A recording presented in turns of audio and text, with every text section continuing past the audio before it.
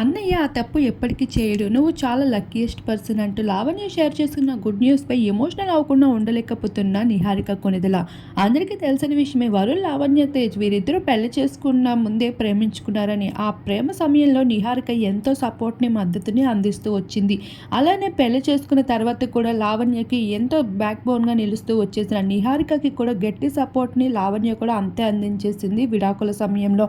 ఇక నిహారిక విడాకులు తీసుకొని పుట్టింట్లోనే ఉంటున్న సమయంలో ఇది నీ ఇల్లు, నీ ఇంట్లో నువ్వు ఎంత కాలమైనా ఉండొచ్చు, నా వల్ల ఎటువంటి సమస్య ఉండదు అంటూ లావణ్య చెప్పిన మంచి మాటల్ని నిహారిక పలు ఇంటర్వ్యూస్లో షేర్ చేసుకుంటూ వచ్చింది. అటువంటి లావణ్య త్రిపాఠి ఇప్పుడు తన గుడ్ న్యూస్ని షేర్ చేసుకున్నట్లు కొన్ని బేబీ బంప్స్లు సోషల్ మీడియాలో వైరల్గా మారుతున్నాయి.